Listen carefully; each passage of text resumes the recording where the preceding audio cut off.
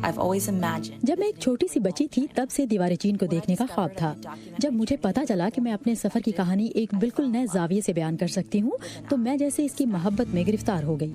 Drone چلانے والی نئی ڈرون پائلٹ الینا برونوسٹرو جب چین کے اپنے پہلے بڑے ڈرون سفر سے واپس آئیں تو انہوں نے اپنے جیسی ڈرون چلانے والی دیگر خواتین کو تلاش کیا، لیکن انہیں ایک ایسی کمیونٹی ملی جن پر مردوں کا راج تھا، لہٰذا انہوں نے خود ایک کمیونٹی کا آغاز کیا. امریکہ میں سرٹیفکیٹ رکھنے والے ڈرون پائلٹس میں سے 6% سے بھی کم خواتین ہیں. لہٰذا میں نے ضرورت کے پیش نظر اکتوبر سن 2017 میں ویمن ہو ڈرون کے نام سے ایک کمیونٹی بنائی جس کا مقصد دنیا بھر میں ڈرون اڑانے والی خواتین کے درمیان رابطہ استوار کرنا تھا. جلد ہی ان کی کمیونٹی مشہور ہو گئی. وہ کہتی ہیں کہ اب ڈرون چلانے والی 30,000 سے زائد خواتین روزانہ کی بنیادوں پر ویڈیوز کی شکل میں اپنے ڈرون تجربات کو شیئر کرتی ہیں.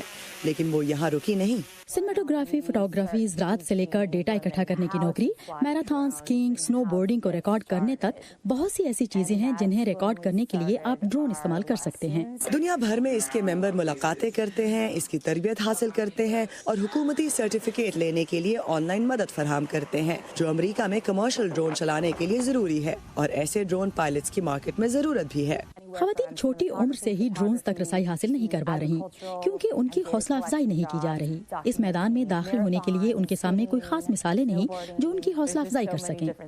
وہ کہتی ہیں کہ خواتین کے ڈرون نہ چلانے کی ایک وجہ یہ بھی ہے کہ اس کام کو ایک مردانہ کام کے طور پر پیش کیا جاتا ہے.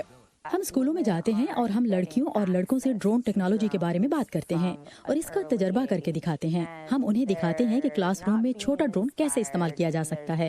پھر ہم انہیں باہر لے جاتے ہیں اور بڑے ڈرون چلا کر دکھاتے ہیں.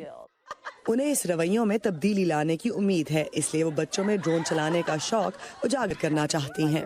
دنیا کو بدلنے کے لیے ایک وقت میں ایک ڈرون. ٹینا مچل کے ساتھ Irum Abbasi, Voice of America.